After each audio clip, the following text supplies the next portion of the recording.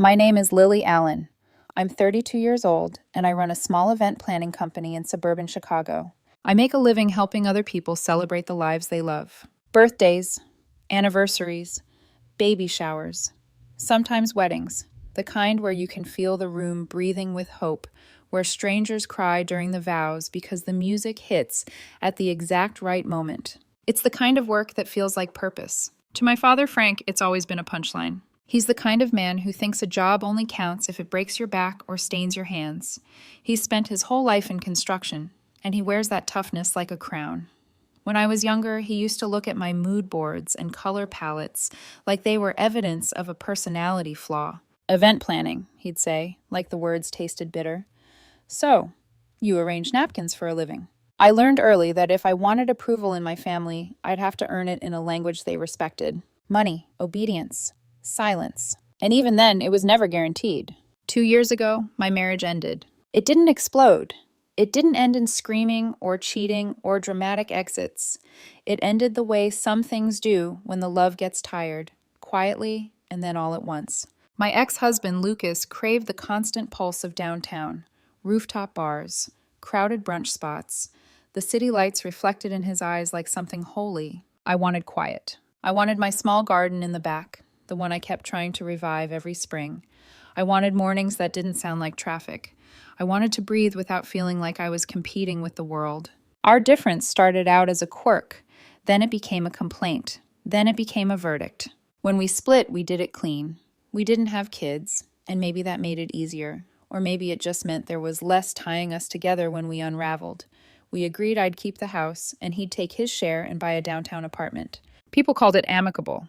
What they didn't say out loud was, Lily lost, but she lost politely. The house became my consolation prize and my anchor. After the divorce, I expected my parents to drift away the way they always did when I wasn't useful. Instead, they visited more. At first, I thought it was concern. My mother, Diane, would show up with casseroles like she was trying to patch me back together with baked cheese and forced smiles. My father would grunt at my furniture choices and stare too long at the empty spaces in my living room, like he was inspecting failure. Then, slowly, the truth rose to the surface. They didn't come to check on me. They came because they wanted my house. Not to live in, not to help me, to use. Their city apartment was small, no yard, too close to loud neighbors, too far from peace. My mother would rub her temples when she talked about it, exhaustion in her eyes, like the walls themselves were pressing in on her. Lily, she said one afternoon, standing in my kitchen, staring out at my backyard like it was a postcard. You know, this place is such a blessing. We could all use it sometimes. Family weekends, holidays, just to get away. And my father, always the prosecutor, made it sound like I was selfish for hesitating. You're alone here now, he said. What do you need all this space for? That line hit me like a slap, disguised as logic. Because the honest answer was, I needed it, so I wouldn't feel like I vanished. So I wouldn't feel like my life had been reduced to after. I said yes anyway, because Diane's eyes looked tired.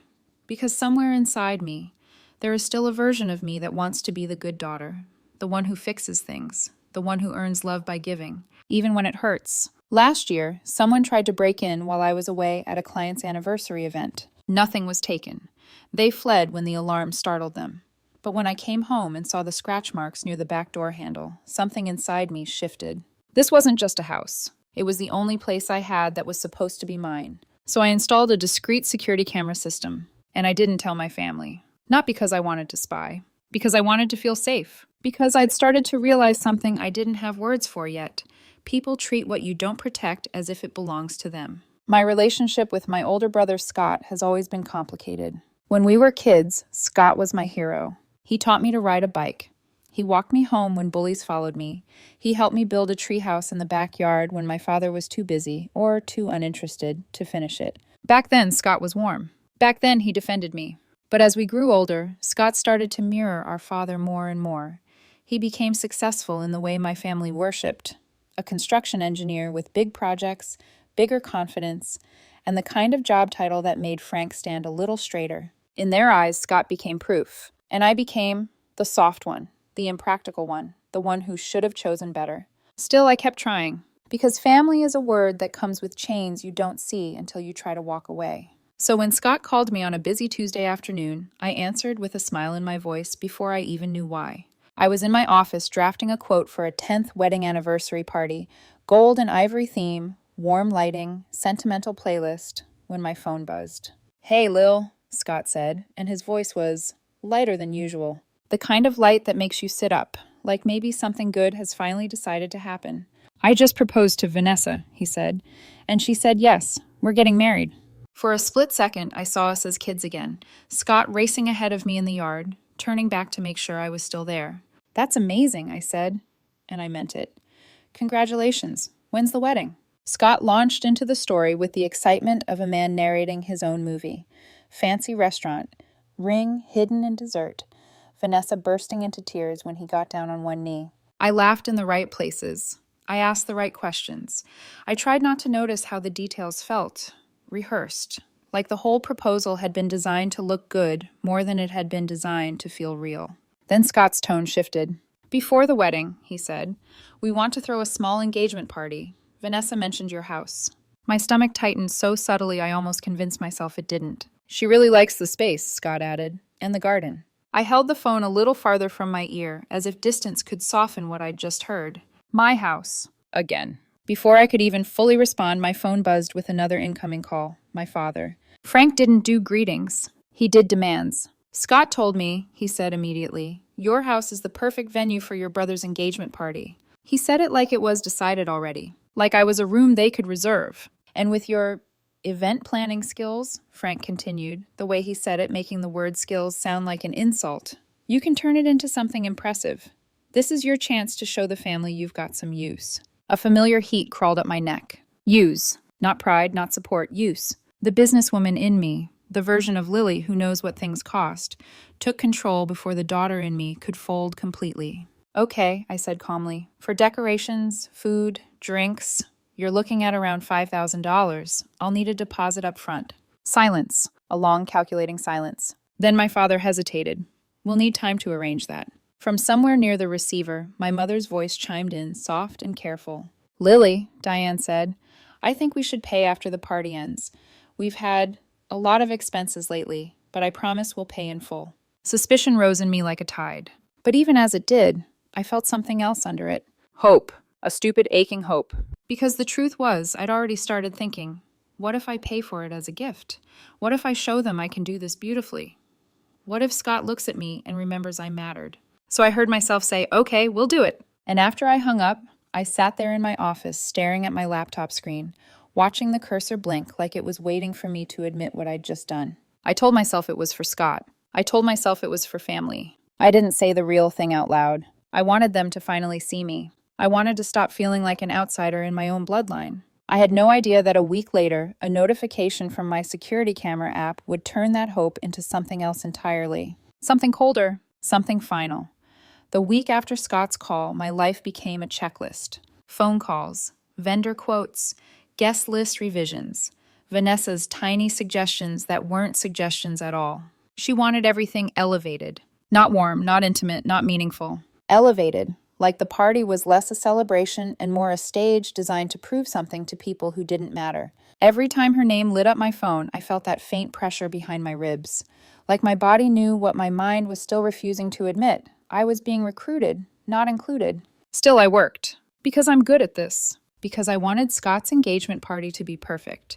Especially since it would happen in the house my family treated like their personal resort. Because some childish part of me believed if I pulled this off flawlessly, my father might finally look at me with something resembling respect.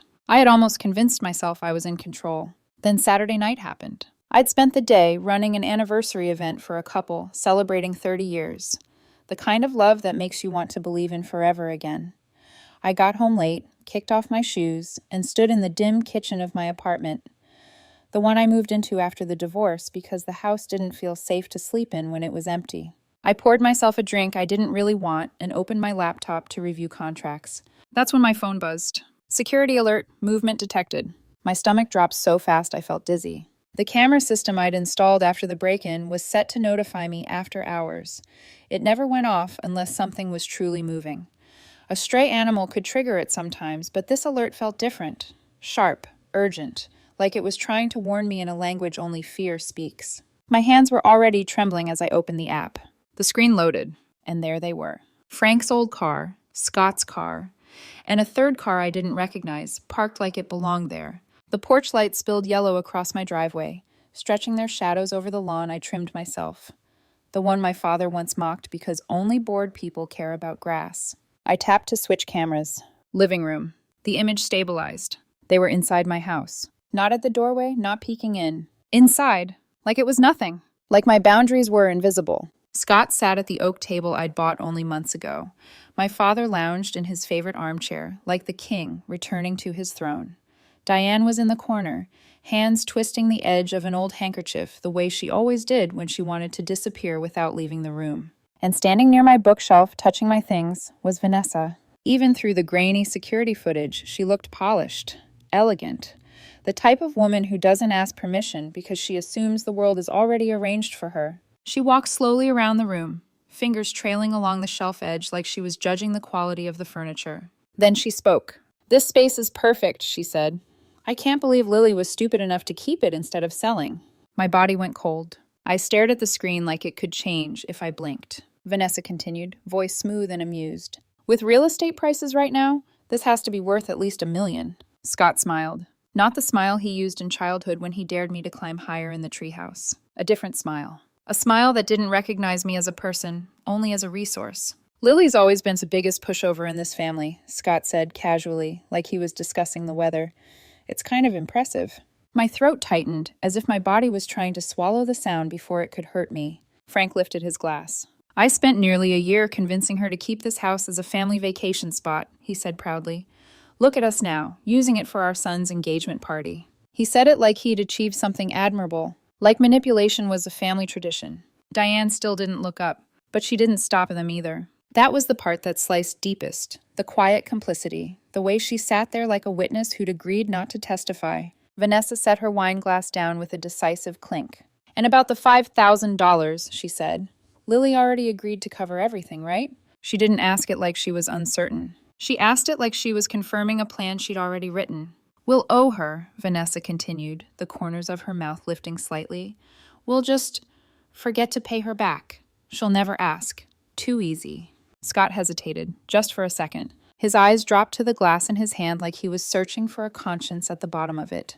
But then Frank's gaze shifted toward him, hard, warning. Vanessa looked at Scott, too, her stare sharp as a blade. Scott's shoulders sank. "Yeah," he said quietly. "Lily will never ask for it back. She's too nice for her own good." Frank raised his glass higher. "Come on," he said, voice bright with cruelty. "Let's toast to the rich idiot in the family." They laughed. All of them. The sound came through my phone speaker, distorted and tinny, but it still landed like knives. Sharp, ugly, unmistakably real. Diane took a small sip, still refusing to meet anyone's eyes. I didn't realize I'd been holding my breath until my lungs burned. I watched them, my father, my brother, my mother, and the woman who would marry into our family, mocking me in my own living room. And something inside me cracked. Not loud, not dramatic, just a quiet, irreversible break. My fingers moved before my brain even caught up.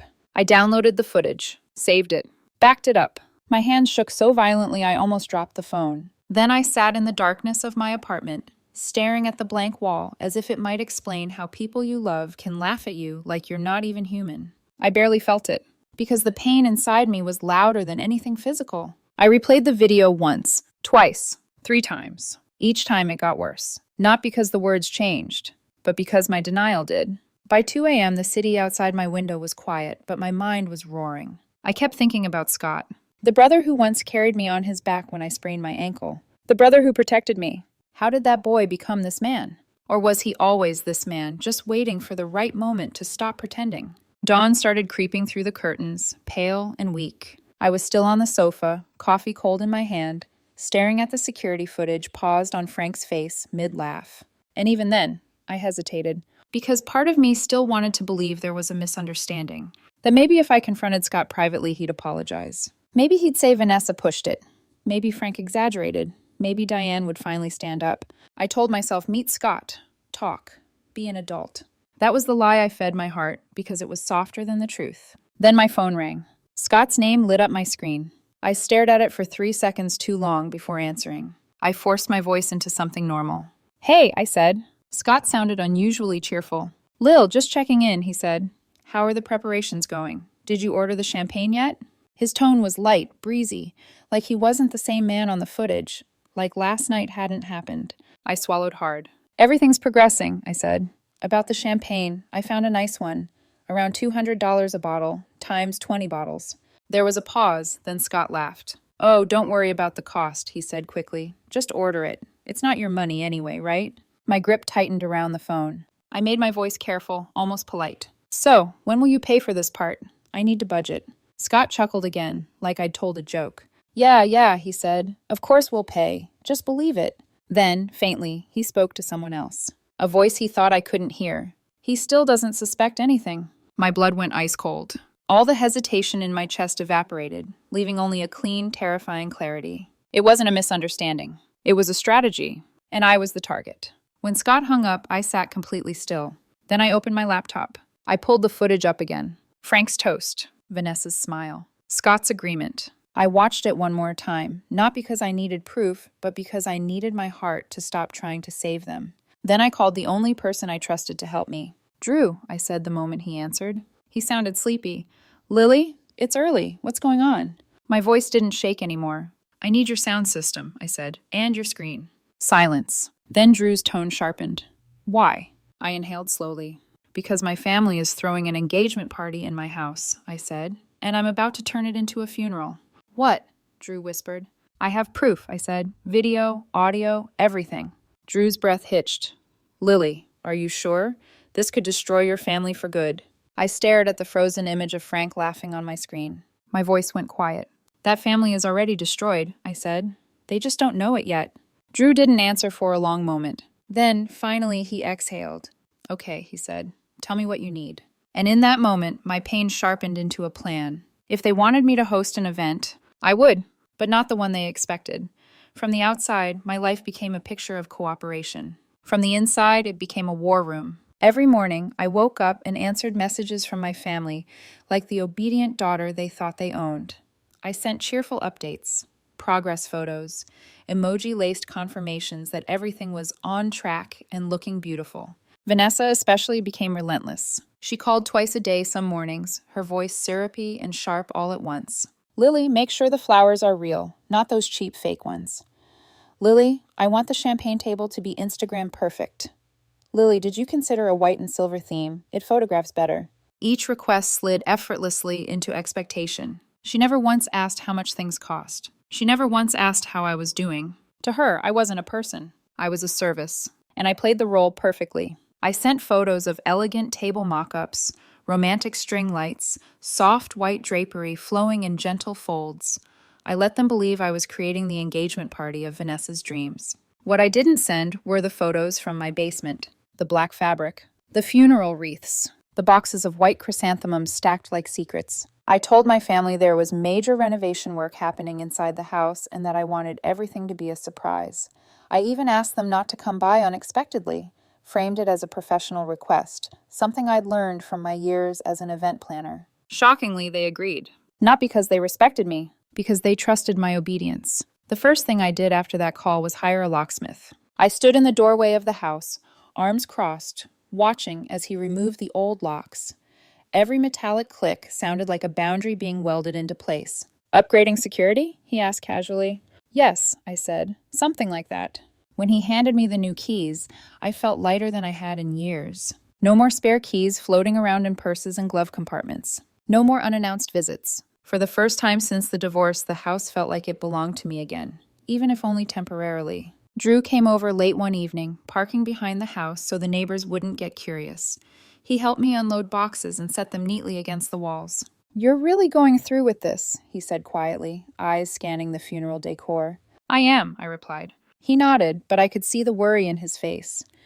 Drew has always been the kind of person who thinks 3 steps ahead, and all of those steps looked dangerous. Over the next few weeks, my life split cleanly in two. By day, I was the cheerful, professional event planner, texting Scott about seating arrangements and sending Vanessa drafts of the party schedule. By night, I became something colder. I edited the security footage frame by frame, cutting out everything unnecessary, leaving only the words that mattered. the insults, the laughter, the toast. I removed context that could soften the blow. I wasn't trying to destroy them with exaggeration. I was letting them be destroyed by their own voices. Scott emailed me additional requests. Remember to set up a separate table for wedding gifts. Vanessa wants a display for our photo album. I complied. I always complied. Until one afternoon when the past almost stopped me. It was raining, one of those gray, endless drizzles that turn the city into a blur. I was at my office reviewing contracts when the door swung open unexpectedly. Scott stood there, holding a paper bag. 2 beers inside. He looked different. Not arrogant, not rushed. Almost nervous. "Hey," he said. "Thought I'd stop by." I hadn't seen him in my office in years. I forced a smile. "What's up?" He set the bag on my desk. "Just wanted to say thanks for everything you're doing." I opened the beers, hands steady through pure force of will, and handed him one. We sat across from each other, the desk between us feeling like neutral territory. For a moment, we talked about nothing. Work, weather, the kind of things people say when they're avoiding the real conversation. Then Scott leaned back and sighed. "You know," he said, eyes unfocused, "I've been thinking about when we were kids, before all the stuff." My chest tightened. "Yeah?" I said carefully. "We used to be close," he continued. "I miss that sometimes." For a heartbeat, I saw him again. The brother who helped me climb out of trees. The boy who stood between me and bullies. A dangerous thought flickered. Maybe I should stop. Maybe this was my chance to confront him privately, to show him the footage, to give him an out. Scott looked at me, sincerity flickering in his eyes. "I really appreciate you doing this," he said. "Not everyone would." I almost told him. I almost said his name the way I used to when I was scared and needed him to protect me. Then his phone rang. Scott glanced at the screen and stood quickly. "I need to take this." He stepped just outside my office door, lowering his voice, but not enough. "That idiot still," he muttered. I froze. The rest of the sentence disappeared down the hallway as he moved farther away. When he came back, I asked softly, "Who was that?" He didn't hesitate. "Just a coworker, difficult client."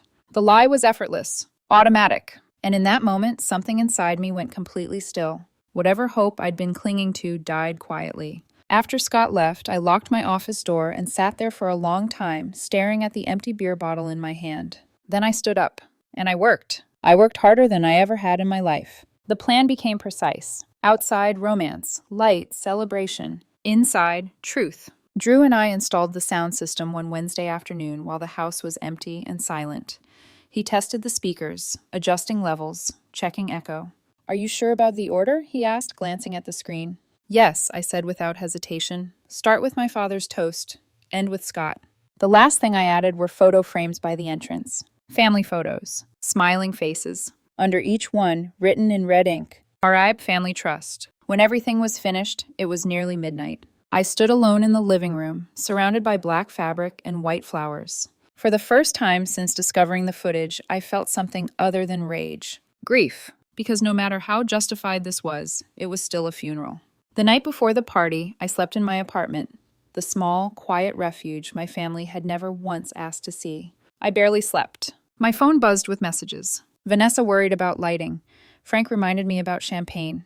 Diane asked about timing. I answered them all. At 6 a.m., I woke up with a strange calm settling over me. I made black coffee and stared out the window as dawn broke. Today, every family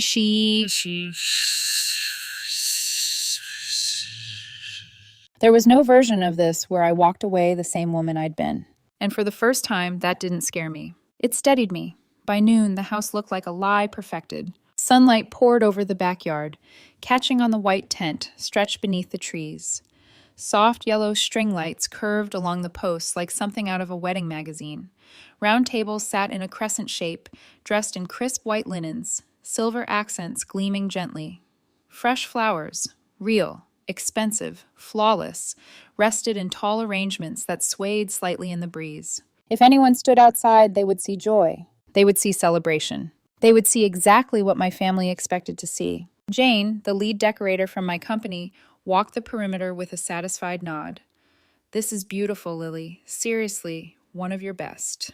"Thank you," I said, smiling easily. She gestured toward the house. "Do you want us to help inside?" "No," I replied, just as easily. "I've got that part covered." She didn't push, she never did. That's why I trusted her. Once the team left, I locked the door behind them and pulled the curtains shut. Inside, the air changed. The warmth disappeared the moment Drew and I switched on the interior lighting. Cold blue tones washed across the living room, draining it of comfort. The funeral wreath stood silently against the walls, white ribbons hanging like accusations. Black fabric covered every table. Tall white candles waited unlit, patient and ominous. The large screen loomed at the front of the room, waiting. Drew adjusted cables with quiet precision. Neither of us spoke much. We didn't need to. By the time everything was ready, it was nearly 3 in the afternoon. I went into the bedroom that served as a makeshift dressing room and changed. Instead of the soft pastel dress my mother had suggested weeks earlier, I put on a tailored black suit. Sharp lines, no softness. I pinned a single white chrysanthemum to my lapel, the traditional flower of mourning. When I looked in the mirror, I barely recognized myself. Not because I looked angry, because I looked resolved. At exactly 4 p.m., the first car pulled into the driveway. Scott, Vanessa, my parents. They arrived early, just as I knew they would, eager to inspect, to claim, to reassure themselves that everything was under control. I stepped outside to greet them. Their reactions were immediate. Scott's eyes lit up. "Wow, Lil, this looks incredible." Frank nodded approvingly, rare praise flickering across his face. He patted my back. "Not bad. Looks like your little business finally came in handy." Diane hugged me, her arms lingering a second longer than usual. When she pulled back, her eyes searched my face. Something like worry passed through them, but she said nothing. Vanessa was already walking the space, phone raised, snapping photos. "These are perfect," she said, already posting. "Everyone's going to be jealous." I smiled. "But the best part," I said calmly, "is inside." Something in my tone must have shifted, because Diane hesitated. But Scott was already moving forward, hand on the door. The moment they crossed the threshold, I pressed the remote. The lights snapped off. Then on again, cold, blue, unforgiving. The funeral space revealed itself in one brutal instant. Vanessa screamed. Her phone slipped from her hand and clattered to the floor. Scott froze like his body had forgotten how to move. His face drained of color so fast it scared me. Frank took one step forward, fists clenching. "What the hell is this?" Diane stood perfectly still. She didn't look shocked. She looked resigned. Before anyone could speak again, cars began pulling up outside. "Guests. Right on schedule." Scott turned to me, panic cracking through his anger. "You found out," he whispered. "Didn't you?" I met his eyes for the first time without flinching. "Wait for the main part of the party," I said quietly. The front door opened. Friends, co-workers, Vanessa's acquaintances. They stepped from sunlight into shadow and stopped dead. Confusion rippled through the room. Whispers. Phones lifted instinctively. I walked to the podium. My heels echoed once, twice. The room fell silent. "Thank you all for coming," I said into the microphone, my voice steady. "I promise today will be unforgettable." I nodded to Drew. The lights dimmed further. The screen came alive. My father's voice filled the room. "Let's toast to the rich idiot in the family." Gasps erupted. Scott stared at the screen like it was a mirror he couldn't escape. Vanessa's face twisted, not with shame, but with fury. Diane's eyes filled with tears she didn't wipe away. When the video ended, the silence was deafening. I stepped forward. "This wasn't meant to be an engagement party," I said. "It was meant to be a gift. I planned to pay for everything, because I wanted to believe my family respected me." I let that sit. They didn't. They laughed. They planned. They used. I removed the chrysanthemum from my lapel and placed it on the table. "Today is a funeral," I said, "for trust." Frank lunged for me. Scott overturned a table. Vanessa sobbed theatrically. Glass shattered. Someone screamed. Then sirens. The police arrived quickly. Drew had already called. As officers separated us, one turned to me. "This is your house, correct?" I nodded. "Do you want to press charges?" I looked around the wreckage, then at my family. "No," I said, "but they don't come back here without my consent." The officer nodded. Later, as blue and red lights painted the walls, I walked out the door. I didn't look back, because some chapters don't deserve rereading. The house was silent when I returned, days later. Not peaceful, just hollow. The police had finished their reports. Broken glass had been swept into piles.